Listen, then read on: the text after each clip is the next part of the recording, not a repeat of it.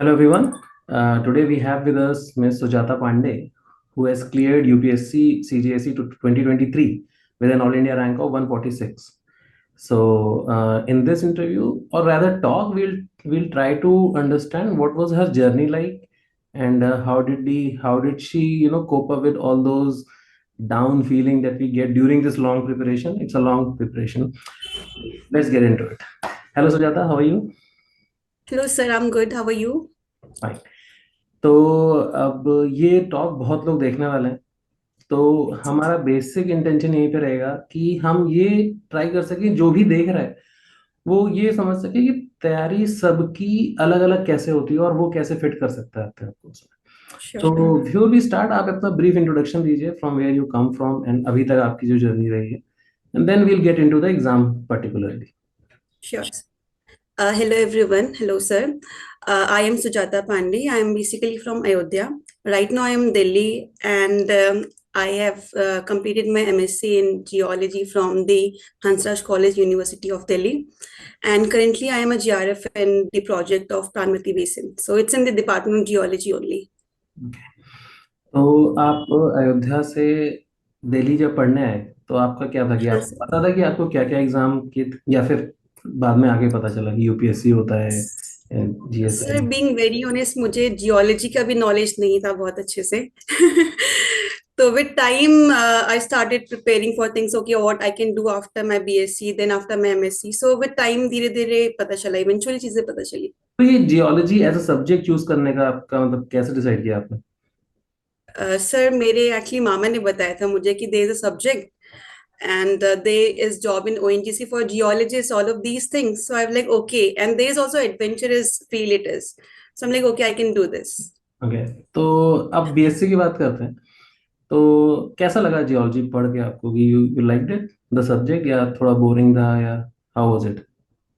Sir first year में actually हमारा mineralogy and earth sciences था, earth system sciences. So mineralogy was little tough to me because it is a tougher subject than other subject if I'll say. So it was little hard for me to cope up with mineralogy, but earth system science was very easy. The volcano, the earthquake, all of these things were there. So I was happy with one subject and I was also scared with the other one. So with time I started loving geology because it has given me a lot of things to learn about the earth. So now I love geology actually. Okay, तो अब jumping into it, कि ये mood कब से शुरू हुआ कि अब प्रिपरेशन वाला पढ़ाई शुरू करना है? मतलब एक तो होता है जो आप अपना सेमेस्टर और अपना ईयर का जो करते हो, राइट? फिर एक टाइम आता है व्हेन यू स्टार्ट प्रिपेयरिंग कि हाँ चलो अब यूपीएससी का भी करना है, और एक फेज है पूरा। तो when did that start? Sir, from the master's first year only, I first wanted to clear the GRF exam actually, so that I can get into the PhD and my project work. So first I cleared the GRF and eventually I started preparing for the GSI. So from first year only I started preparing for the competitive examinations. Okay, तो मतलब आपका focus clear था कि UPSC GSI की ही तरफ करना है, या गेट है और बाकी एग्जाम्स? नहीं सर ऐसा क्लियर इससे नहीं था कि खाली जीएसआई करना है. But first I started preparing for the GATE only. And but I didn't score much in GATE examination. But eventually I cleared the prelims and then I started preparing for mains and other examinations. Okay, तो prelims आपने जब दिया, तो उस समय उसके कितने पहले से तैयारी शुरू हो गई थी? क्योंकि प्रीलिम्स होता है फेब में, हाँ. correct? तो आपने कब से ये मूड बनाया था कि नहीं चलो अब अच्छे से देना है? सर प्रीलिम्स उससे पहले दिसंबर में I went for a field actually. दिसंबर में फील्ड पे गई थी almost for 10 days actually. And it was quite time consuming to get back into the studies after the field. So eventually, in 1 month, actually, I started like I was totally into the prelims, but before that, I was preparing for GATE and GSA, all of these things. So only 1 month I took to prepare for myself because I started preparing for I started doing the questions and all the things. So yes. तो एक महीने में कैसे, I mean? Sir पहले से करती थी but totally practising the questions actually I did that in 1 month. Okay, तो और पीछे ले चलिए, हाँ. कब से आपने शुरू किया हाँ. कि चलो अब प्रीलिम्स की और सारी चीजों की तैयारी शुरू करनी है? तो वो लास्ट ईयर ही किया था कि हाँ लास्ट ईयर से सर. 1 साल से ही सर कर रही थी मैं. Even I have made like very small small notes for all the subjects so आप that I can revise it यही तो अगेन. जानना है हमको, वही बताइए process. How was that? Okay, so what I did was ki I first studied all the subject. I had whole the notes, whole copy for those subjects. Then what did I made a 8 pages notes for each subject. 8 pages. That was just 8 pages. I wrote, yes, it was very precise notes for me. Okay. So that was in just in one copy. So I used to revise that copy all the time when I would need to revise the questions. Okay. तो ये आप कितने regularly revise करते थे? Sir, I would say 15 days. मैं पूरा revise हो जाता था. हाँ sir, it was a very small copy and only 6 to 8 pages were for one subject. तो ये So concise. I can easily revise it. It was very concise note for me. And I still use that if I want to give any examination. Alright, alright. तो किसी भी preparation के generally मैं मानता हूँ कि 3 फेज होते हैं. मतलब पूरी लर्निंग में एक होता है कि आप पढ़ते हो, एक होता है आप रिवीजन करते हो, और एक होता है कि आप हाँ, प्रैक्टिस करते हो क्वेश्चंस की. तो हाउ वाज हाँ. That distributed in your whole preparation? So first, I wanted to complete the syllabus actually according to the any competitive exam that I wanted to give. I first tried to complete the subject. So what I did when I completed a subject, I used to make a very long notes for them. Then I took my that copy in which I used to make the precise notes, and I used to write all of these things in very small letters. If I will get the chance, I'll show that small letters. It was very small letters, and I used to write everything in that, and then I used to revise it again. Okay. So that goes on for all the subjects. Then at the last, I never studied all of my other long notes. I only read that notes, that concise notes, and with that I solved my MCQs and other questions. तो आपको ये clear था कि मैं पूरा पढ़ के मैंने ये नोट्स बना लिए हैं, और अब Yes, sir. पढ़ने से हो जाएगा. यू वर वेरी हाँ, confident. exactly. I was very much sure about it. हाँ, तो वो जरूरी है ना, क्योंकि अगर आपको लगता है कि वापस जो बुक पढ़नी पड़ेगी तो फिर इट बिकम्स ह्यूज. वो बहुत हार्ड लगता है एक्चुअली कि इतना वापस से पढ़ना पड़ेगा. हाँ. दैट इज आई थिंक, जो भी ये सुन रहा है ही कैन टेक अवे, ही और शी कैन टेक अवे कि अपना नोट्स बनाना इज एक्चुअली, मैं भी यही प्रैक्टिस करता हूँ और बोलता भी हूँ कि खुद के नोट्स का कुछ बात अलग होती है. Right. Right, true. Sir, actually everything is mental because if we have the short notes now, then it is easy for us to revise. So if we are feeling okay with reading those small notes, then it's fine to us. और कोई extra information है तो उसी notes में डाल लो आप. Exactly. Whatever I want to add, I will just keep one notepad or other things. I'll add that on that note. That's it. Nice. तो ये प्रिपरेशन का आपका एक पूरा तरीका यही था कि पढ़ना है, Yes, sir. यही था पढ़ना मेरा. है और उसको रिवाइज करना है. Exactly, sir. राइट. तो चलिए, आपने टेस्ट सीरीज ली और उससे आपने पूरा प्रैक्टिस किया, तो Yes, sir. आपके मार्क्स आ रहे थे, मैंने देखा आपके 140 कुछ आए हैं हाँ, जी yes, sir. लॉजिक प्रीलिम्स में. तो क्या वो Yes, sir. सीरीज से मैच कर रहे थे कि टेस्ट सीरीज में ज्यादा आते थे? Sir, actually, test series, I used to solve one test series for 3 times, actually. One test series I'll solve for 3 times. So in the third time, I get a lot of marks. In second, I get a little marks, little lesser than that one. And then in first, I guess I get very little marks. But what I used to do is that you have given a very good explanation for all of these questions. And it is not always compulsory that all of these explanation will get in a notebook. So Yes. what I used to do is whatever the extra knowledge that I used to get from your explanation, I used to add that in my notebook. Oh, It was very helpful for me actually. okay. तो जब जैसे जैसे आपने खत्म किया series और let's say exam का time आ गया, तो यू आर कॉन्फिडेंट इनफ कि हो जाएगा clear prelims? Yes, sir. Actually, I was quite confident about it, but I just wanted to add one more thing in that. So what happened in my first GS paper, I was not much confident in GS. I didn't read much. I just revised some of the Lucent book. That's it. So what happens in first paper, what happens, I did some questions wrong.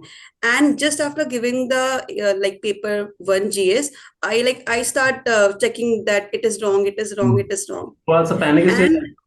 And it was a lot of panic for me, and because of this I think I might have performed well, much more better in my geology exam, but because of this panic thing I performed little lesser than what I expected. Yes, sir.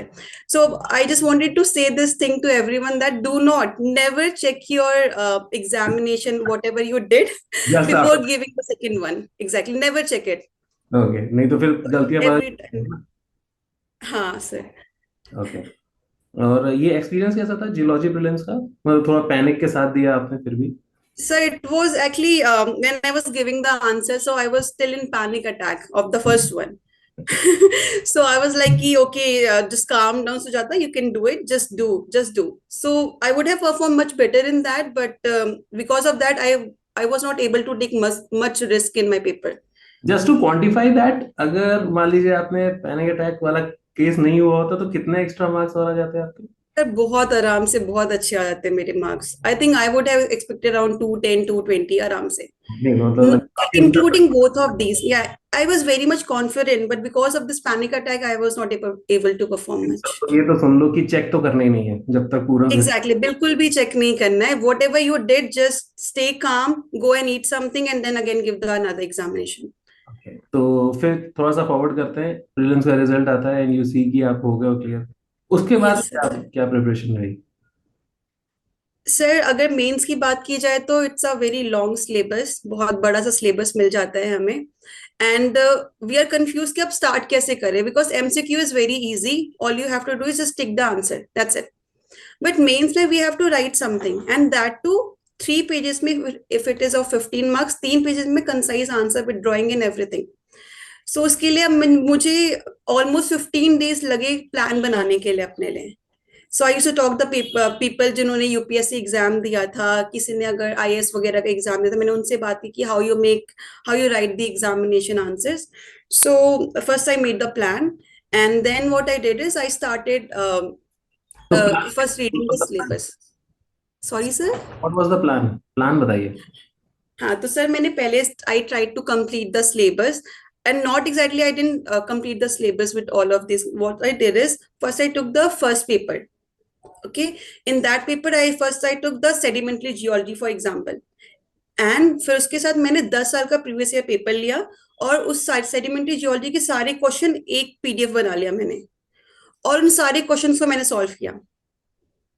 And that's it what I did for every subject. Okay okay. And that help me a lot, because उसके साथ मैंने drawing भी बनाई, मैंने उसकी description भी लिखा, सब कुछ लिखा पॉइंट वाइज. तो मुझे काफी हेल्प किया ये चीज. तो let's say we talk about it paper by paper, तो पेपर वन की बात करते हैं। सो हाँ सर. किस पेपर में वैसे आप सबसे ज्यादा कंफर्टेबल थे, one two three? Sir first and second. First and second, तो इकोनॉमिक जियोलॉजी आपने थोड़ा बहुत, उसमें तो मैं बहुत अनकम, इवन मुझे वो एग्जाम से पहले भी मैं बहुत कम कॉन्फिडेंट थी उसमें, बिकॉज इकोनॉमिक जियोलॉजी मेरा थोड़ा वीक है कंपेयर टू अदर. ओके, तो देखिए प्रीलिम्स में हमारे पास टेस्ट सीरीज होती है टू ग्रेड अवरसेल्फ कि कैसा जा रहा है। मेंस में ऐसा कुछ होता नहीं है, अगर आपने मेंस की टेस्ट सीरीज ज्वाइन करी है तो फिर आपको मिल सकता है, लेकिन आपने खुद से करा है प्रिपरेशन, तो हाउ डिड यू अंडरस्टैंड कि सही जा रहा है नहीं जा रहा है, आंसर सही लिख रहे हैं कि नहीं लिख रहे हैं? तो वो उसके लिए किसी से आप? सर इसके लिए what I did was I showed these to my 3 of my friends I have. So I used to show them my answers. That is it okay? So if you are the teacher, will you give me good marks in this? So they used to say, okay, this is feedback wrong, this मिलता is था? wrong. हाँ sir. क्या feedback मिलता था? Sir starting में तो गंदा ही मिलता था. विद टाइम प्रोग्रेस किया. ओके, तो कितना टाइम लगा आपको इस लेवल पे आने पे कि आप क्वेश्चन देख के सीधे आंसर लिख सकते? सर लास्ट मंथ में मैं सीधे आंसर लिख सकती थी. लास्ट मंथ में मैंने 20 डेज या फिर 25 डेज मैंने खाली आंसर लिखने के लिए ही अपने लिए छोड़ा था, कि इसमें मैं खाली आंसर्स लिखूंगी अब. तो इसमें मैं I use to write good answers, but starting में it was hard to write 3 page answer for a question, क्योंकि याद नहीं रहते और इतना उतना डिस्क्राइब नहीं कर पाते हर चीजों को. Right, what I feel is कि जो मेंस का एग्जाम है उसमें प्रीवियस ईयर क्वेश्चंस बहुत हेल्प करते हैं, बिकॉज समहाउ बहुत. Same right. पैटर्न में क्वेश्चन आते हैं, तो हाँ हाँ. फोकस था, मतलब आप उसी को अपना बेस मान के ही तैयारी कर रहे थे कि भाई ये पूछा जाता है? हाँ सर, एक्चुअली वही एकदम नहीं मानती थी मैं. मतलब समझ लीजिए अगर मैं कोई क्वेश्चन सॉल्व कर रही हूँ, तो मैं उसे सिलेबस से मैच करती थी कि ये क्वेश्चन कौन से सिलेबस का कौन से पार्ट को कवर कर रहा है. तो जब मैंने 10 साल का पेपर लगाया तो ऑलमोस्ट सारा सिलेबस मेरा कवर हो गया था. हम्म, तो तो मैं सिलेबस छोड़ती नहीं, अगर वो क्वेश्चन नहीं, अगर उसमें बाई चांस वो क्वेश्चन नहीं आता जो सिलेबस में है, तो मैं उसे छोड़ती नहीं. I would have completed that also, but almost सारा कंप्लीट हो गया था उससे. क्या पैरेलल अपना देख के चल रहे थे कितना हो गया है सिलेबस? एग्जैक्टली हाँ, सिलेबस में हमेशा साथ में रखती थी विद द क्वेश्चन जो मैंने पीडीएफ बनाया था हर सब्जेक्ट का. ओके, तो उससे आपका ये था कि चलो सब ट्रैक में चल रहा है और कंप्लीट होता जा रहा है। हाँ सर. उससे कॉन्फिडेंट भी आता है एक्चुअली कि हाँ ओके अब मैंने इतना कंप्लीट कर दिया है. ओके, तो आपने हाइड्रोलॉजिस्ट भी भरा था? हाँ सर, हाइड्रोजियोलॉजी भी भरा था मैंने। तो फिर वो वाला पेपर? सर हाइड्रोजियोलॉजी में actually I have got 99 marks, and उसमें इसकी भी एक story actually. So in the third paper, what happened is I was not able to complete one question. I just skipped that question. That was a 15 marks. So again, I got the panic attack. अच्छा। In the third paper, I was very much prepared about the hydrogeology, but because of that thing, I was unable to perform in this. Hmm. So that got some blunder in those questions. But still, I would say the thing about this is that in every examination, you have to be calm, because अगर पहले का effect last पे पड़ेगा, second वाले पे पड़ेगा, तो वो इवेंचुअली खराब हो जाएगा। हाँ, लेकिन कुछ ना कुछ सिचुएशन आ जाती है, कुछ ना कुछ तो। हाँ सर, एग्जैक्टली वो आ ही जाता है, तो उसी में थोड़ा काम रहना पड़ेगा कि ओके अब हो गया है, कोई बात नहीं, अब नेक्स्ट को अच्छे से परफॉर्म करते हैं। वो मैं अपने आप को समझा नहीं पाई थी, बट मैं बोलना चाह रही थी कि we have to understand this thing. हाँ तो हाइड्रोलॉजिस्ट का पेपर आपने जब दिया उसके बाद आपको जब पता ये सारे पेपर हो गए तो क्या लग रहा था कि होगा, इंटरव्यू के लिए कॉल आएगा? मतलब sir, first second paper was very good for me, बहुत अच्छा गया था फर्स्ट सेकंड पेपर मेरा। थर्ड पेपर में जो मैंने आपको बताया 15 मार्क्स का जो मेरा छूट गया था, उसकी वजह से मैं थोड़ा सा पैनिक थी कि ओके नहीं भी हो सकता है, हो भी सकता है, बट आई वाज श्योर कि फर्स्ट सेकंड पेपर मेरा कवर कर लेगा, एटलीस्ट इंटरव्यू कॉल तो आ ही जाएगा। ठीक है। थोड़ा इतना सा तो था सर। और जाननी है कि आंसर लिखने का स्ट्रक्चर कुछ है दिमाग में आपके कि you take it as it comes? नहीं सर, एक स्ट्रक्चर मैंने फॉलो किया था एक्चुअली। मैंने काफी वीडियोस देखी थी कि how the civil services people write their answer. So what they did is they used to write first the definition, and they used to draw something, and then the body part. Okay. So in every paper, in every question I followed this structure. Even if I don't have some drawing, I'll draw it something. मतलब may be flow. Exactly, something you need to draw.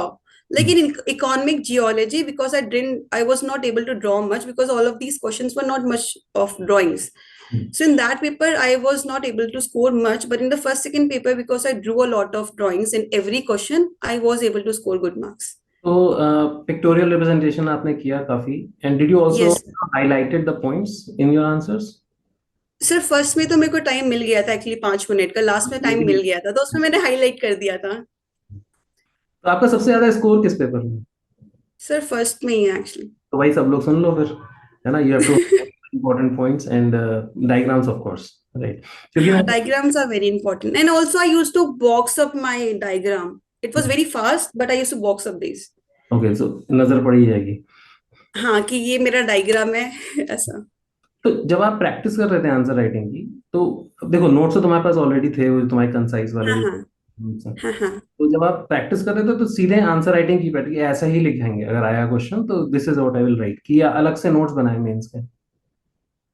Sir main से कुछ subject के मैंने notes बनाए थे, जैसे like for example metamorphic and igneous, because the ternary diagram I was not able to complete all of these ternary diagram in my that concise notebooks. So whatever I was not able to complete in those, I have to make another notes. Okay. So I have made some notes for some subject which I wasn't complete in that concise notes. So some I made and some I didn't make. Okay.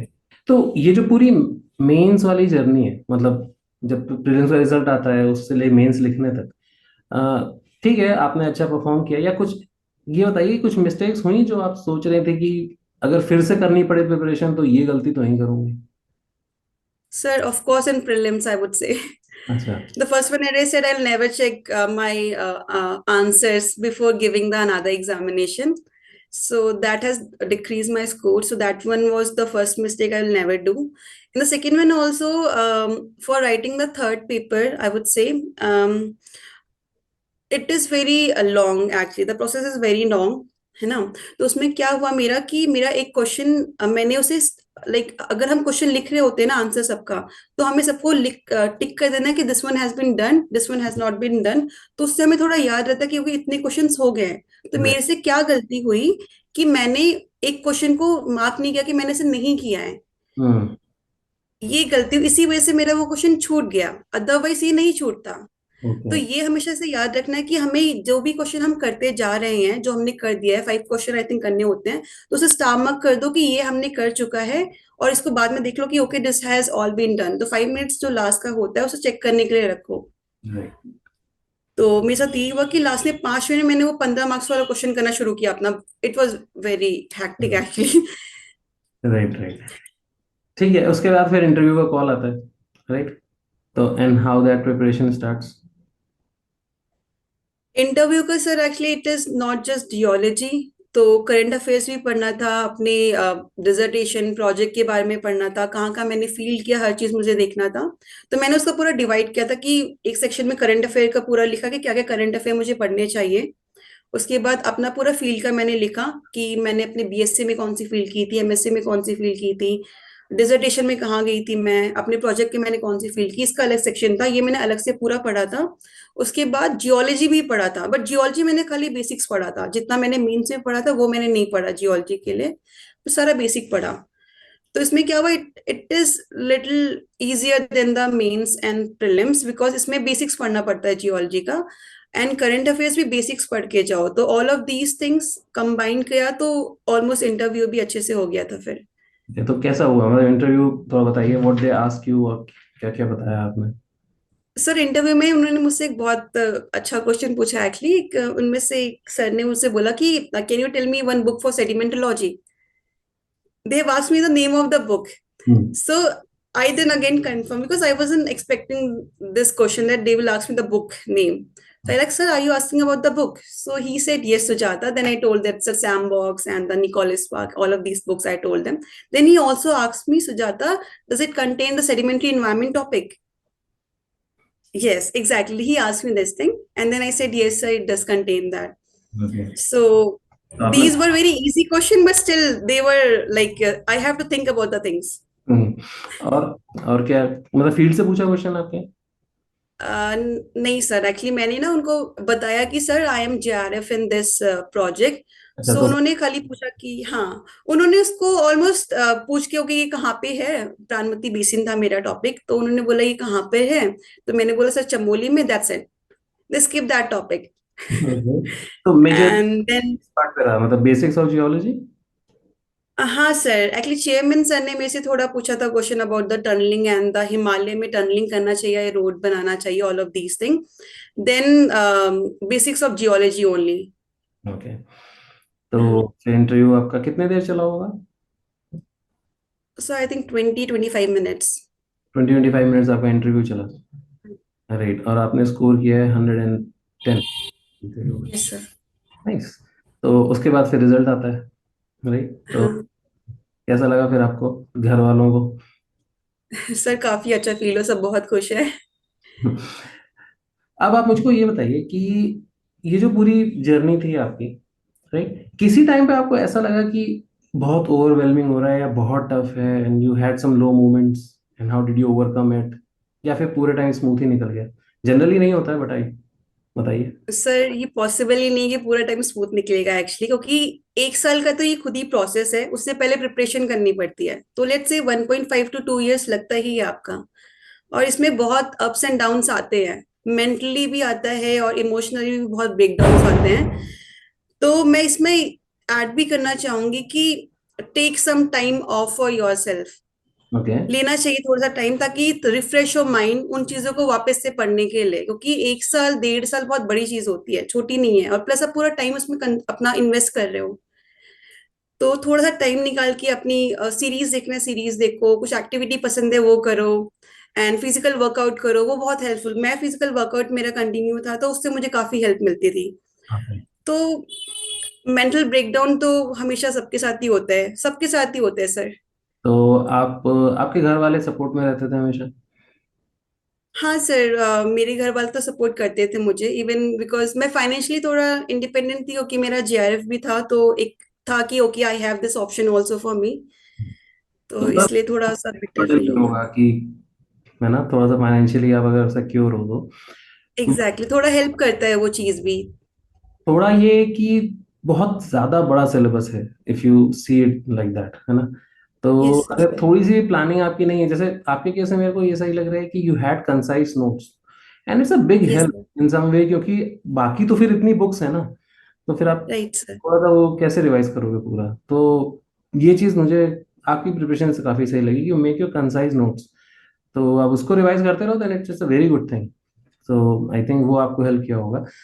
बाकी mains का जो process था पूरा, उसमें जब आप practice कर रहे थे लिखने की, तो ये चीज बताओ कि मतलब ज्यादा लोगों को लगता है कि, मैं इसलिए पूछ रहा हूँ क्योंकि मैंने देखा है कई स्टूडेंट्स ये हैं कि सर लिख लेंगे, अभी तो बहुत टाइम है, राइट, लेकिन पहला आंसर और लास्ट आंसर में जमीन आसमान का अंतर होता है, राइट। जब आप पहला आंसर लिखते हो आपको समझ में नहीं आता कि क्या लिखें आगे, अगला पॉइंट क्या होगा, राइट। हाँ ट्रू।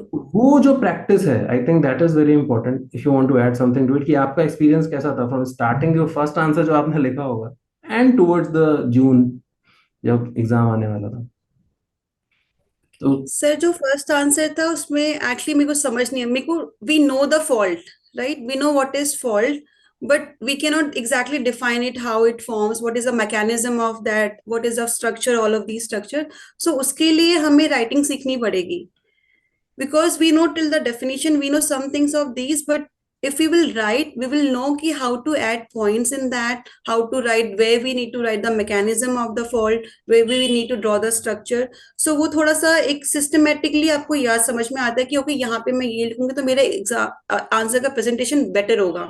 एग्जैक्टली। तो वो हम खुद प्रैक्टिस करके समझ पाते हैं कि ओके ये अब ये अच्छा नहीं लग रहा, हमें कुछ समझ में आता है कि ये मेरा आंसर अच्छा नहीं है, मुझे कुछ और लिखना पड़ेगा, इसमें ऐड करना पड़ेगा।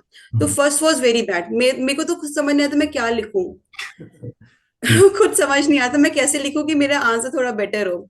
बट द लास्ट पॉइंट, जब मैंने बहुत प्रैक्टिस कर ली और मैंने अच्छे से अपने नोट्स वगैरह रिवाइज कर लिए, सब कुछ पढ़ लिया, तो लास्ट में मैं स्मूथली लिख पाई थी कि ओके अब मैं यहाँ पे ये पॉइंट ऐड करूंगी, अब ये डायग्राम बना देती हूँ, बेटर लगेगा मेरा आंसर। तो वो एक फास्ट थिंकिंग प्रोसेस हो जाता है फिर हमारा।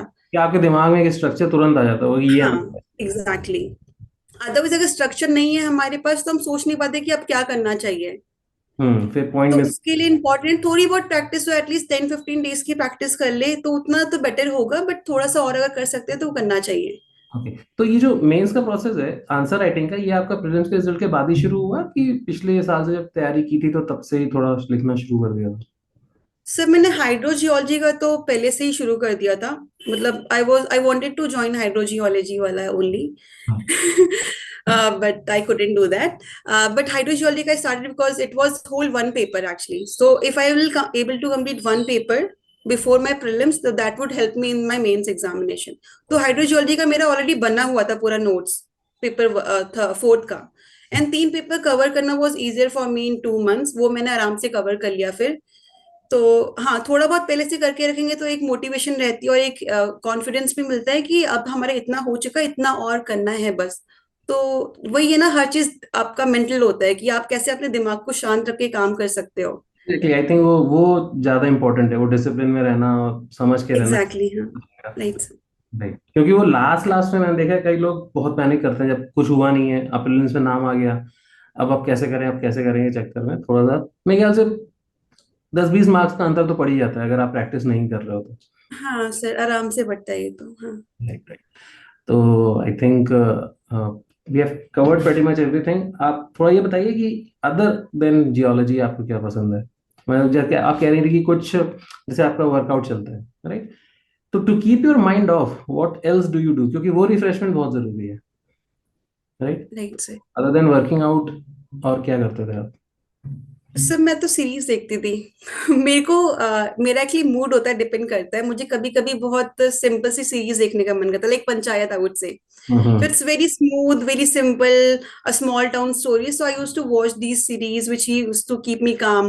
Ki life is there also, something is there. So hmm. these all thing I used to do. Alright, तो I think we are towards the end, तो आप बताइए हाउ डिड वी हेल्प, हमारा कैसा रहा आपका योगदान आपके प्रिपरेशन में as geology? Sir first part तो प्रीलिम्स ही होता है, तो if I would able to clear the prelims then only मैं मेंस तक पहुंच पाती।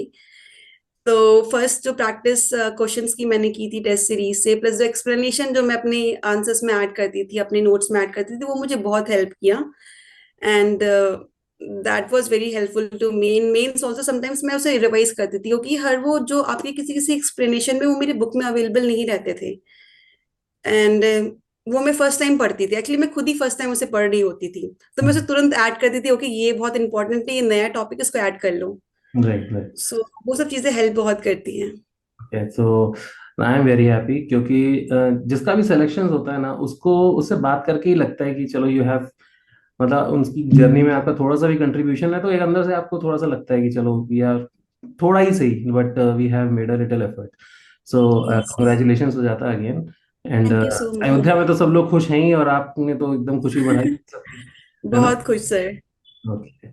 तो थैंक यू वेरी मच। हाँ, अगर आप कुछ मैसेज देना चाहते हैं जो ये वीडियो देख रहे हैं, प्रिसाइसली उनके लिए, जो एस्पिरेंट्स हैं, तो उनके लिए अगर आपकी तरफ से कोई मैसेज हो तो यू कैन टेल। सर मेरा तो यही मैसेज है कि पैनिक नहीं करना है किसी भी एग्जाम के पेपर को देने के बाद, क्योंकि वो on the day of the examination आपका रिवीजन और आपका पेशेंस एंड द कामनेस आपका हेल्प करता है। तो कितना प्रेजेंस ऑफ माइंड आपका उस दिन है, वो आपका मार्क्स डिसाइड करता है। आपने, क्योंकि ऑलमोस्ट सब हमने एमएससी किया है, हम सबने मास्टर्स कर चुका है, नॉलेज ऑलमोस्ट सब में थोड़ा सा ऊपर नीचे होगा, बट ऑलमोस्ट सेम नॉलेज है। पर द डे ऑफ एग्जामिनेशन कैसा परफॉर्म करे वो आपका मार्क्स डिफाइन करता है। तो राइट। उस दिन पैनिक नहीं करना है, उससे 10 दिन पहले पैनिक नहीं करना, उसके बाद जितना पैनिक करना है करो। उस दिन मत करो बस। तो राइट। ये मैं कहना चाहूंगी कि लेवल सबका सेम है, बस एग्जामिनेशन में परफॉर्मेंस कैसी वो डिफाइन करेगी कि यू विल डू इट और you will not do it. So उस दिन अपने आप को मेंटेन करो, काम करो, it is very important sir. और आपकी जो पूरी जर्नी थी वो काफी डिसिप्लिन में रही होगी, राइट? तो एक बार क्विकली अपना रूटीन शेयर कर दीजिए कि जब आप पढ़ रहे थे तो how was your routine like पूरे दिन का? Okay sir. सर तो मैं एक्चुअली मैं लेट में सो के उठने वाली इंसान हूँ, तो मैं 7-8 o'clock ही उठती थी। उसके बाद मेरा एक्चुअली नेक्स्ट डे का मैं प्रिपेयर करके रखती थी कि मैं अब नेक्स्ट डे क्या करने वाली हूँ, क्योंकि ऑन द स्पॉट जब सोचने लगते हैं तो वो बहुत टाइम कंज्यूमिंग होता है। तो नेक्स्ट डे सोने से पहले एक बार एक थोड़ा सा रूटीन बना लूँ। तो मैंने अपना एक अपनी खुद के ही व्हाट्सएप में एक अपना खुद का ग्रुप बनाया था, इसमें खाली मैं थी। तो मैं उसी में सोते हुए लिख देती थी, ओके मैं नेक्स्ट डे ये करूंगी, ओके। ताकि तो सुबह उठ के मेरा टाइम वेस्ट ना हो। तो मैं उसी ग्रुप को देखती थी, ओके अब मुझे ये करना है ये करना है, तो मैं उसे फॉलो करती थी। और फिर नेक्स्ट डे वापस सोते हुए, ये भी नहीं कि मैं बैठ के करी तो मुझे थोड़ा लग रहा है कि नहीं मुझे करने का मन नहीं कर रहा है, सोते हुए अपने व्हाट्सएप को खोलो, उस ग्रुप में राइट कर दो कि ये लिख देती हूँ मैं ये कल करूंगी, और फिर उसको फॉलो कर लो। एंड फिर 8-12 o'clock I use to sleep, और 11 or 12 1 o'clock, it might go to 2 o'clock also, but मैं सुबह जल्दी नहीं उठ पाती थी, तो इसलिए मैं लेट नाइट पढ़ लेती थी। हाँ। Extremely okay. कुछ लोग रात में पढ़ते हैं, कुछ लोग दिन में पढ़ते हैं। I think it doesn't really matter. जितना आप पढ़ रहे हैं वो कितना कॉन्शियसली पढ़ रहे हैं, एंड दैट्स व्हाट काउंट्स। तो I congratulate you again Sujata, and it has been a very nice talk. I think जो लोग देख रहे हैं वो काफी कुछ उनको मिला होगा। सो कॉन्ग्रेचुलेशंस, है ना? एंजॉय थैंक यू करिए। सो अब तो एंजॉय एंजॉय सितंबर तक क्या करना है फिर अब?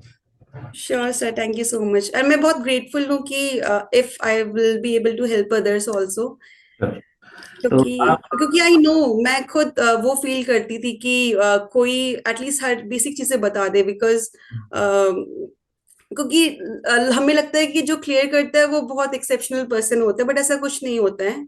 हमने थोड़ा सा ज्यादा एक्स्ट्रा कर लिया इसलिए हो गया, किसी ने थोड़ा सा कम किया होगा इसलिए नहीं हो पाया, बट सबका ऑलमोस्ट नॉलेज लेवल सेम है।